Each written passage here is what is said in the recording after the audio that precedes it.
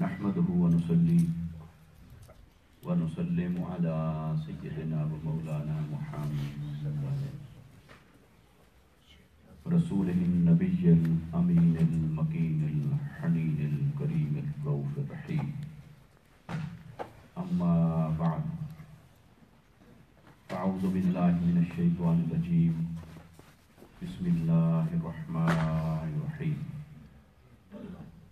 قل هو الله أحد الله الصمد لم يلد ولم يولد ولم يكن له كفوا أحد. صدق الله العظيم وصدق رسوله النبي الكريم ونحن على ذلك لمن الشاهدين والشاكرين والحمد لله رب العالمين.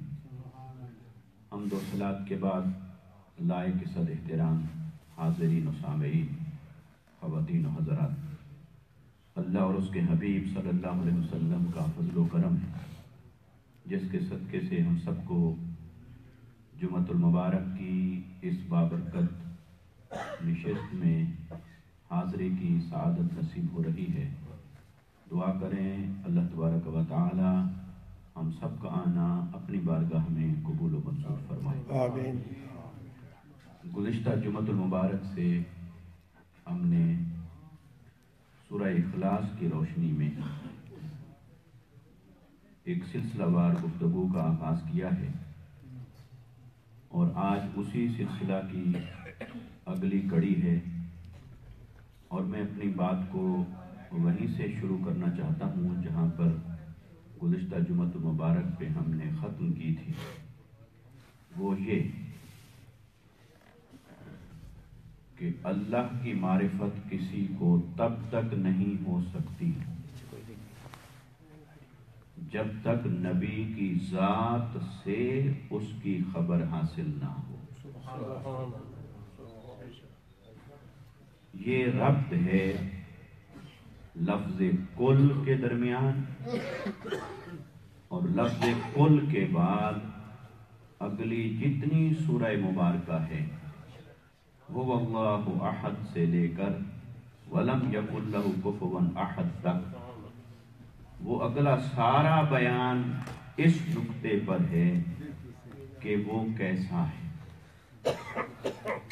هو اللہ احد سے لے کر ولم یکن لہ کفوا احد تک وہ سارا بیان اگر اس کا عنوان اخذ کیا جائے تو وہ عنوان یہ ہے کہ وہ کیسا ہے. اسی کا جواب ہے پہلی آیت میں هو اللہ احد. وہ ایسا ہے کہ وہ تو ایک ہے، وہ یکتا ہے، وہ واحد ہے، وہ احد ہے. اللہ الصمد. اسی سوال کا جواب ہے دوسری آیت میں کہ وہ ایسا ہے کہ وہ تو بے نیاز ہے، اس کو کسی کی حاجت نہیں، کسی کی ضرورت نہیں، وہ نیاز مندی سے پاک اور مبرہ ہے، ہر کوئی اس کا محتاج ہے، وہ کسی کا محتاج نہیں. پھر تیسری آیت کی طرف بھی دیکھیں تو لم یلد ولم یولد. نہ وہ کسی کو جنم دیتا ہے نہ اس کو کسی نے جنم دیا. یہ بھی اسی سوال کا جواب ہے کہ وہ کیسا ہے. اس میں اس کی ذات کے بارے میں یہ بتایا گیا ہے کہ وہ حسب اور نسب سے پاک اور ماورا ہے. اس کا کوئی سلسلہ نسب نہیں، اس کے کوئی والدین نہیں، اس کی کوئی اولاد نہیں، وہ ماں باپ سے پاک ہے. اور اگر آخری آیت مبارکہ پر غور کریں وَلَمْ يَكُنْ لَهُ كُفُوًا أَحَدٌ، اس میں بھی اسی سوال کا جواب ہے کہ وہ کیسا ہے. وہ ایسا ہے کہ کوئی اس کی برابری کرنے والا نہیں ہو سکتا. اس لیے میں نے عرض کیا کہ اس سورہ مبارکہ کا جو دوسرا کلمہ ہے ہوا، اس ہوا سے لے کر آخر تک وَلَمْ يَكُنْ لَهُ كُفُوًا أَحَدٌ تک اس کے اندر اللہ رب العزت نے اپنا آپ بتایا ہے کہ میں کیسا ہوں، میری ذات کیسی ہے اور میری صفات کیسی. اور اپنی ذات اور صفات کے بارے میں اس نے جو کچھ بھی بتایا ہے وہ بتانے سے قبل ایک لفظ ارشاد فرمایا ہے کل، کہ اے نبی صلی اللہ علیہ وسلم یہ اب میں نہیں بتاتا کہ میں کیسا ہوں، میں آپ کو بتاتا ہوں، آپ آگے بتا دیجئے کہ میں کیسا ہوں۔ میں آپ کو بتا رہا ہوں، آپ آگے بتائیے کہ میں کیسا ہوں۔ تو لہٰذا یہاں سے جو ہمیں لفظ کل اور باقی پوری سورہ مبارکہ کے درمیان جو ایک ربط و تعلق ہمیں یہاں سے حاصل ہوتا ہے وہ یہ کہ اللہ کو ویسا ماننے کا نام ایمان ہے جیسا نبی نے بتایا ہے کہ وہ ایسا ہے۔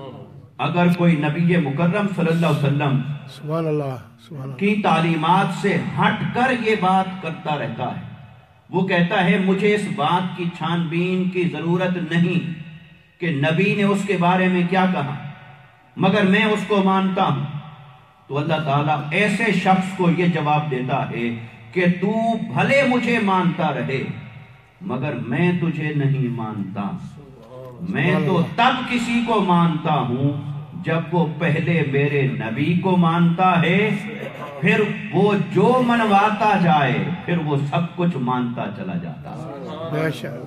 اس لیے لفظ کل اور باقی سورہ مبارکہ کے درمیان یہ ربط، یہی وجہ ہے کہ علماء اور اکابرین نے اس بات کے اوپر اتفاق کیا کہ اللہ کی معرفت نبی کے بغیر نہیں ہو سکتی۔ اس لیے 40 سال تک میرے آقا صلی اللہ علیہ وسلم جس معاشرے کے اندر رہے، ولادت سے لے کر بچپن تک، بچپن سے لے کر لڑکپن تک، لڑکپن سے لے کر جوانی تک، 40 سال تک جب تک میرے نبی صلی اللہ علیہ وسلم نے یہ نہیں بتایا تھا کہ وہ کیسا ہے، تب تک کسی کو خبر نہیں ہو پائی تھی کہ وہ کیسا ہے۔ کوئی پتھر کو بنا کے بیٹھا تھا کہ میرا رب ایسا ہے، کوئی مورتی تراش کے بیٹھا تھا کہ میرا رب ایسا ہے، کوئی اپنے ہاتھوں سے معبود بنا کے بیٹھا تھا کہ میرا رب ایسا ہے۔ تو ہر کوئی جیسا رب چاہتا تھا، جیسے اس کے مزاج نے چاہا، جیسی اس کی سوچ اور فکر نے چاہا اور تراشا، اس نے ویسا ہی رب بنا کر اپنے ہاتھوں سے اپنے سامنے رکھ لیا اور اسے پوجنے لگ گیا۔ تو جب تک نبی نے زبان نہیں کھولی تھی تب تک کسی کو پتا نہیں چلا کہ توحید کیا ہے، وحدت کیا ہے اور اس کی ذات کیسی ہے۔ ہاں 40 سال کے بعد جب میرے آقا صلی اللہ علیہ وسلم نے اپنی زبان مبارک کھولی اور بتایا، اللہ نے فرمایا اب آؤ قل هو اللہ احد، میرا نبی تمہیں بتاتا ہے کہ میں کیسا ہوں، میری ذات کیسی ہے اور میری صفات کیسی ہے۔ تو اس لیے اگر کوئی شخص اپنے عقل سے اس نتیجے پر پہنچ جائے کہ ساری کائنات کو بنانے والا کوئی ہے، اگر کوئی انسان اپنے عقل سے، علم سے، مشاہدہ سے، غور و فکر سے اس نتیجے پر پہنچ جائے، وہ فلسفی ہو، بڑا سائنسدان ہو، دنیا کے علوم کا ماہر ہو، وہ بڑا عقل دان ہو، بڑا دانش مند ہو، اگر وہ خود غور و فکر کرے اور خود غور و فکر کے نتیجے میں اس بات پر جا پہنچے کہ اس کائنات کو کوئی بنانے والا ہے اور اسے چلانے والا ہے، اور وہ بنانے والا اور چلانے والا بھی قادر مطلق ہے، وہی طاقتور ہے، اور پھر وہی اس کائنات کے لیے معبود ہونے کا مستحق ہے۔ اگر کوئی شخص خود اپنی عقل سے اور لاجک سے یا سائنس سے اور مشاہدہ سے یہ نتیجہ نکال لے تو اس کے اس نتیجے کو ایمان ماشاءاللہ یہ جو ہے یہ اس کا نظریہ وحدت کہلائے گا، ایمان بالتوحید نہیں کہلائے گا۔ یہ اس کا فلسفہ وحدت کہلائے گا، عقیدہ اور ایمان نہیں کہلائے گا۔ یہ اس کا نظریہ وحدت کہلائے گا، عقیدہ اور ایمان نہیں کہلائے گا۔ اس لیے انگلش میں بھی ایک لفظ ملتا ہے ہمیں فلسفی، ایک لفظ ملتا ہے آئیڈیالوجی اور ایک لفظ ملتا ہے فیتھ۔ ایک آدمی کہتا ہے کہ یہ میری فلسفی ہے، ایک آدمی کہتا ہے یہ میری آئیڈیالوجی ہے، ایک آدمی کہتا ہے یہ میرا فیتھ ہے۔ اگر ان تینوں باتوں کو اگر ملا کر دیکھیں تو فلسفی کا تعلق بھی عقل سے ہے، آئیڈیالوجی کا تعلق بھی عقل سے ہے۔ عقل نے جو نتیجہ اخذ کر کے ہمیں دیا ہے وہ فلسفی ہے، مشاہدہ اور غور و فکر نے جو نتیجہ اخذ کر کے ہمیں دیا ہے وہ نظریہ اور آئیڈیالوجی ہے، وہ ایمان اور عقیدہ نہیں ہو سکتا۔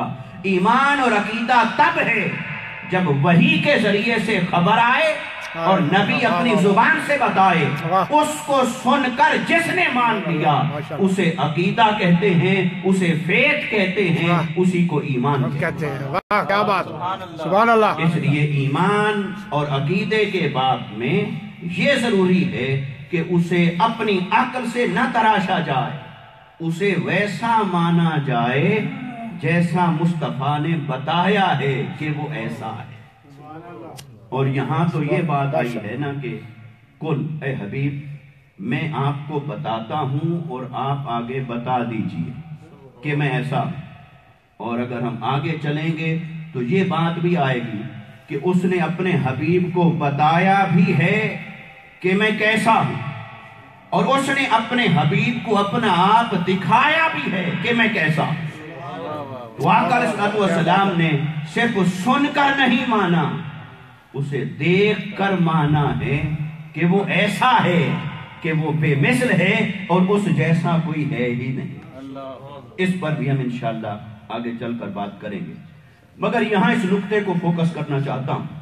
لفظ کل کا اور باقی پوری سورت کے مضمون کا آپس میں تعلق یہ ہے کہ اس کو احد ماننا ہے تب بھی نبی کی زبان سے سن کر، اسے صمد اور بے نیاز ماننا ہے تب بھی نبوت کی نسبت کے ساتھ، اسے لم یلد ولم یولد کی شان کا حامل ماننا ہے تب بھی زبان رسالت سے سن کر، اور اسے ولم یکن لہ کفوا احد کہنا ہے تب بھی نسبت رسالت کو سامنے رکھ کر۔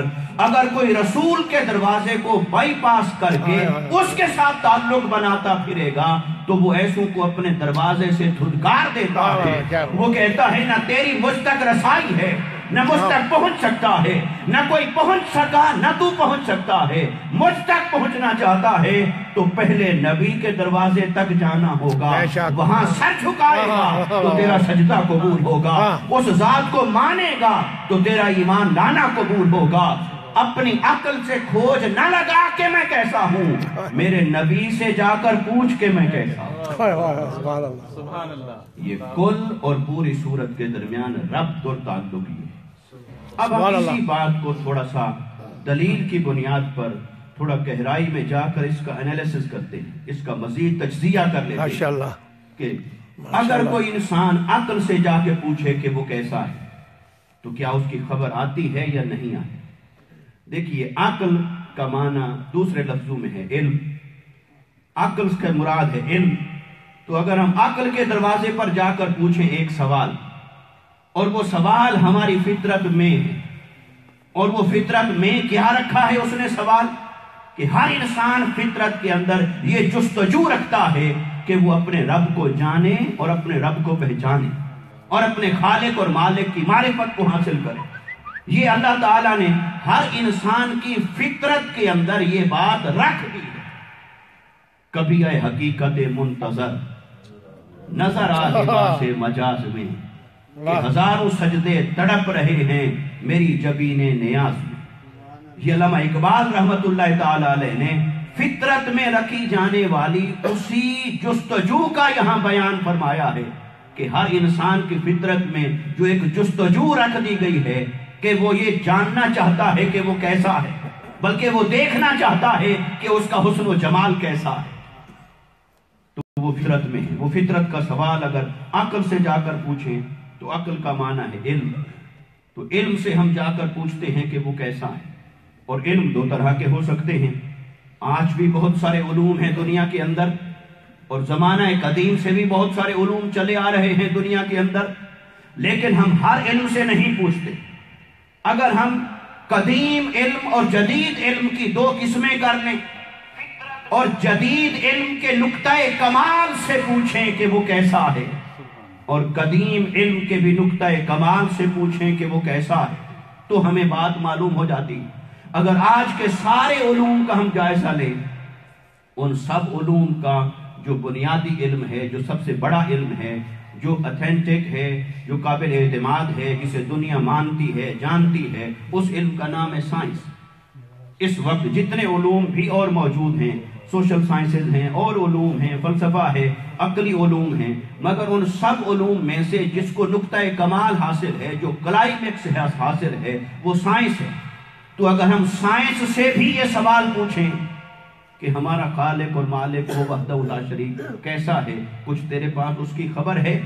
اور اسی طرح اگر ہم یہی بات علم قدیم سے بھی پوچھ لیں، اور علم قدیم کا نقطہ کمال بنتا ہے فلسفہ، جیسے آج ہر علم سے زیادہ اوپر جس علم کا درجہ ہے وہ ہے سائنس، ایسے ہی زمانہ قدیم میں اگر چلے جائیں تو زمانہ قدیم میں تمام علوم سے جو بڑا علم تھا وہ فلسفہ ہے۔ تو آئیے ہم چلتے ہیں فلسفہ کے دروازے پر اور ہم چلتے ہیں سائنس کے دروازے پر۔ تو ہم سائنس سے بھی پوچھتے ہیں کہ واحد اور احد کسے کہا جاتا ہے، اور ہم فلسفہ سے بھی پوچھتے ہیں کہ واحد اور احد کسے کہا جاتا ہے، اور ہمیں اس بات کا آئیڈیا ہو جائے گا کہ کیا یہ علم اور عقل اس کی خبر پانے اور اس کی خبر دینے کی طاقت رکھتا ہے یا اس سے عاجز اور قاصر ہے۔ اگر ہم اس بات کا جائزہ لیں، فلسفہ کے دروازے پر چلیں، ہم نے اس کا دروازہ نہ کیا، اے فلسفہ ہمیں ایک سوال پوچھنا ہے، سوال ہے ہماری جستجو، وہ ہے ہماری تلاش۔ ہم جاننا چاہتے ہیں کہ ہمارا خالق کیسا ہے، وہ ہمارا مالک کیسا ہے، وہ ذات کیسی ہے جو ساری کائنات کو چلا رہی ہے، وہ ذات کیسی ہے جس کی قدرت کی یہ شان ہے کہ یہ زندگی کا نظام جگمگا رہا ہے، وہ کیسی ہے ذات، احد واحد کیسا ہے۔ تو فلسفہ نے کہا سنو، میرے پاس ہیں واحد کی 3 قسمیں، میں 3 قسم کے واحدوں کو جانتا ہوں، تو تم بتاؤ کون سے واحد کی تمہیں ڈیفینیشن بتاؤں۔ میں جانتا ہوں ایک ہے واحد جنسی، جنس کے اعتبار سے ایک ہوتا ہے، جیسے انسان ایک جنس کا نام ہے، اس میں کئی انسان ہیں آگے۔ تو اگر آپ پوچھیں کہ وہ واحد کون ہے، جنس کے اعتبار سے ایک واحد ہے، میں اس کے بارے میں بتا سکتا ہوں۔ ایک واحد نوعی ہے، نوع کے اعتبار سے واحد ہے، اس کے بارے میں میں بتا سکتا ہوں کہ وہ کیسا ہے۔ اور ایک واحد عددی ہے، 1 2 3 4، اس ایک کے بارے میں بتا سکتا ہوں کہ وہ کیسا ہے۔ تو آپ بتائیں آپ کو میں کس واحد کے بارے میں نکال کے بتاؤں کہ وہ کیسا ہے؟ اس کی ڈیفینیشن بھی بتاؤں گا، احوال بھی بتاؤں گا، خصوصیات بھی بتاؤں گا۔ تو آپ بتائیں، آپ اپنا سوال کلیئر کریں کہ کس واحد کے بارے میں آپ کو خبر چاہیے، تو میں آپ کو ابھی بتاتا ہوں۔ تو ہم سر پکڑ کے وہیں کھڑے رہ گئے کہ جو یہ علم جسے ہم بڑا کمال سمجھتے تھے، جس نے دنیا کی کھوج لگائی اور زمین اور آسمان کی کھوج لگائی، جو ستاروں اور سیاروں کے بارے میں بیان کرتا رہا اور کئی نظریات دیتا رہا، یہ علم تو اتنا ناقص ہے کہ یہ واحد کی 3 قسمیں بنا کے بیٹھا ہے۔ اگر ہم اس کے دروازے پر کھڑے رہے اور اس سے مزید پوچھا تو جو کچھ سمجھ لائے ہیں وہ بھی شاید چلی نہ جائے۔ تو ہم نے کہا اے فلسفہ تجھے تیرا علم سلامت، اگر تو 3 قسم کے واحد بنا کے بیٹھا ہے تو ہمارے واحد سے تو بھی بے خبر ہے، تجھے ہمارے واحد کی خبر کیسے ہو سکتی ہے؟ وہ تو ایسا واحد ہے کہ وہ ایک ہے، نہ 2 ہو سکتا ہے، نہ 3 ہو سکتے ہیں۔ اگر تیرے 3 قسم کے واحد ہیں تو سن، تیری پہلی قسم بھی یہاں بیکار ہے کیونکہ وہ جنس سے پاک ہے، تیری دوسری قسم بھی لا یعنی ہے کیونکہ وہ نوع سے پاک ہے، تیری تیسری قسم بھی بے فائدہ ہے کیونکہ وہ تعدد سے پاک ہے۔ تو ہم کسی اور دروازے کو تلاش کرتے ہیں جہاں سے ہمیں صحیح خبر ملے کہ واحد کیسا ہے اور واحد کیا۔ سبحان اللہ، سبحان اللہ۔ انسان پھرتا رہا، وہ سرگرداں رہا، پھر سائنس نے ترقی کی، سائنس کا علم آ گیا، اور اس انسان نے دیکھا کہ یہ سائنس تو بڑے کمال کی چیز ہے۔ میڈیکل سائنس تو آج یہ بھی بتا رہی ہے کہ ماں کے پیٹ میں کیا ہے، بیٹا ہے یا بیٹی۔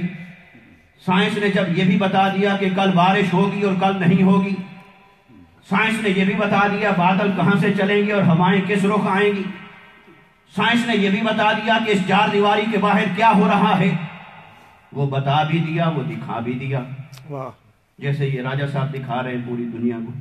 تو یہ 4 دیواری میں جو ہو رہا ہے یہ پوری دنیا میں وہ لوگ دیکھ رہے ہیں جن کی آنکھ اسے نہیں دیکھ سکتی، جن کے کان اسے نہیں سن سکتے۔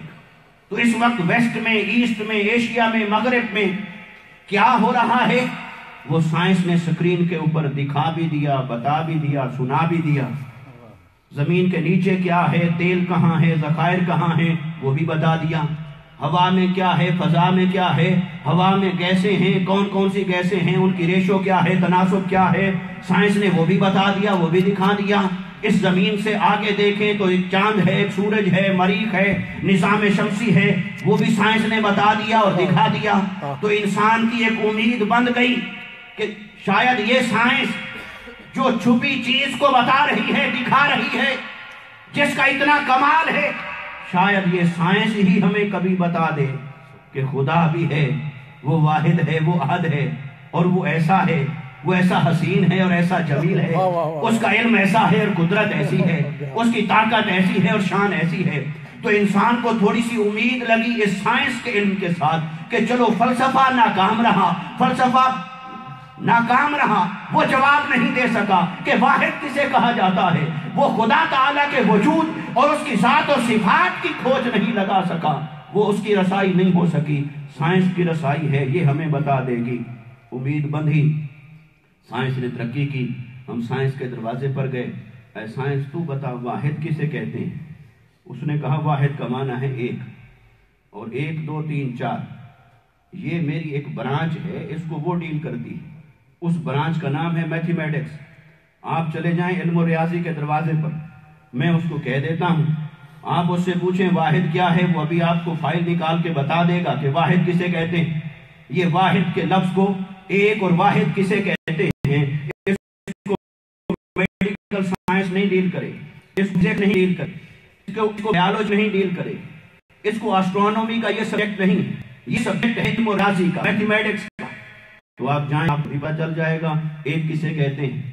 تو ہم علم و ریاضی کے دروازے پر پہنچے، تو بتا ایک کسے کہتے ہیں اور واحد کسے کہتے ہیں۔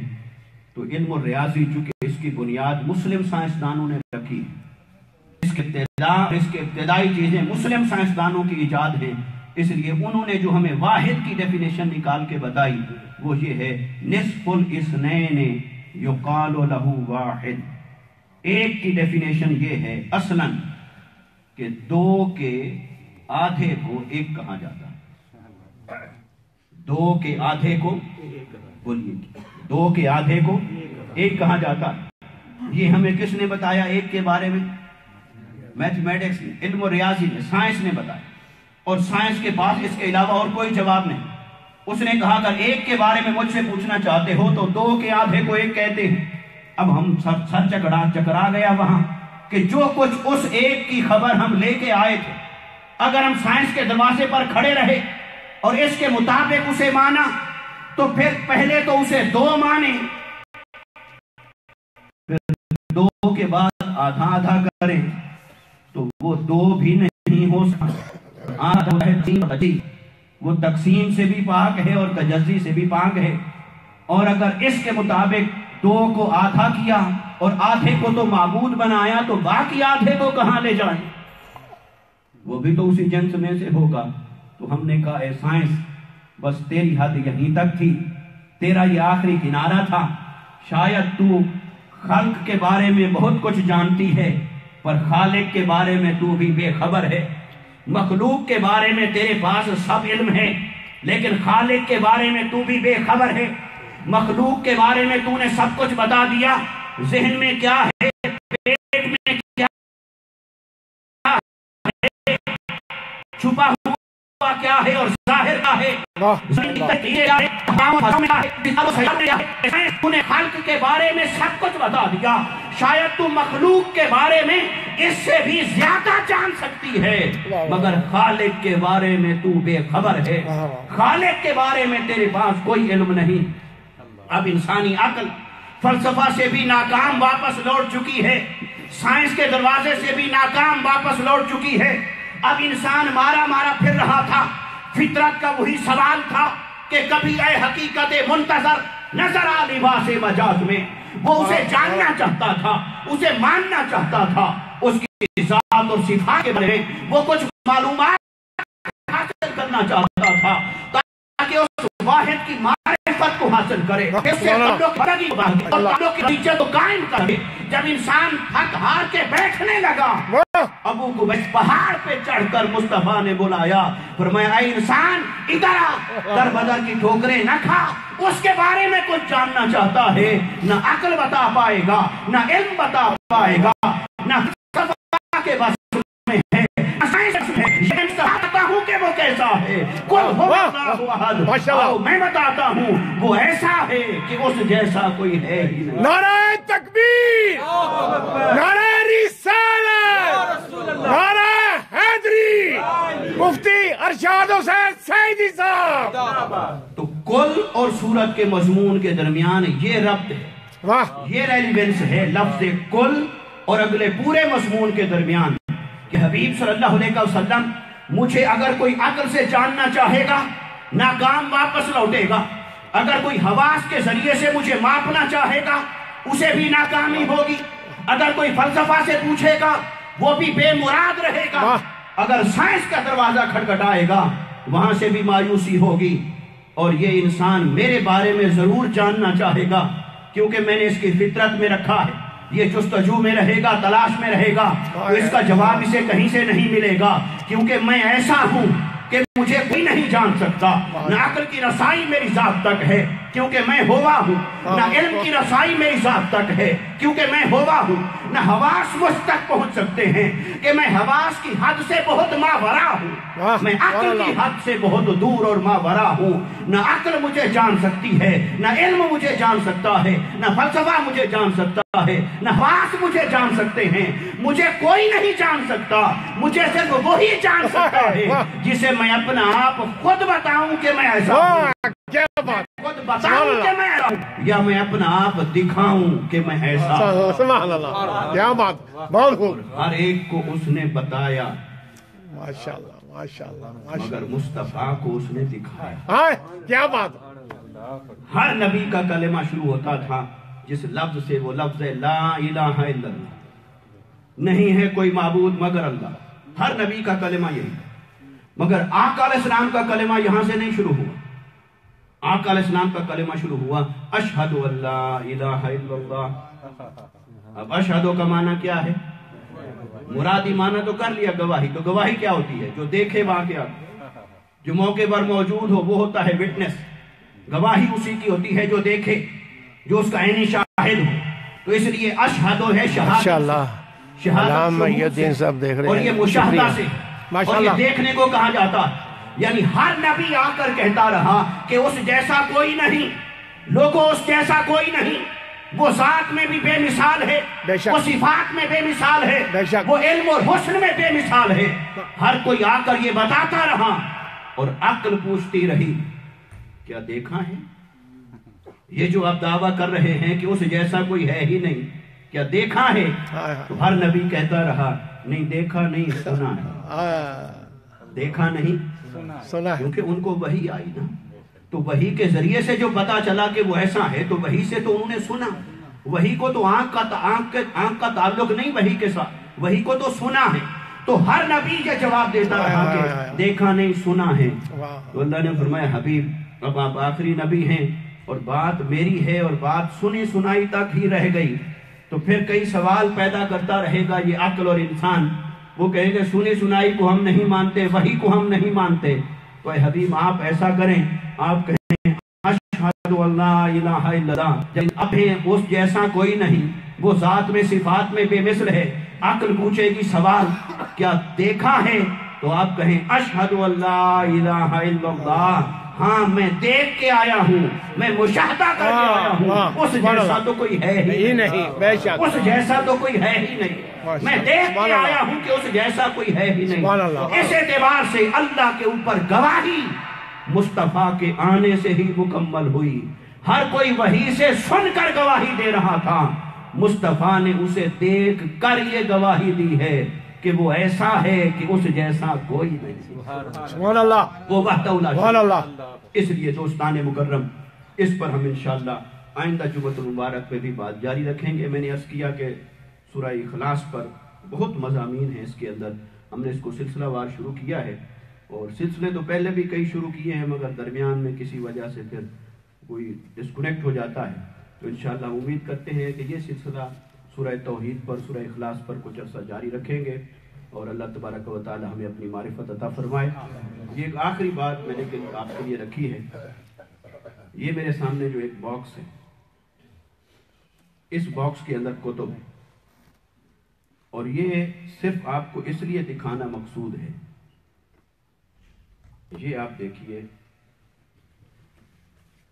ایک میں نے نکالی،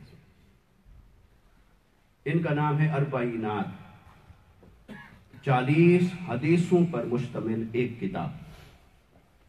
کوئی لمبی چوڑی اس میں تفصیلیں نہیں، اور آج کے دور کی یہ ضرورت ہے۔ ہر آدمی ہر شے کے بارے میں دلیل چاہتا ہے کہ حدیث میں دکھائیں کہاں لکھا اور قرآن میں دکھائیں کہاں لکھا۔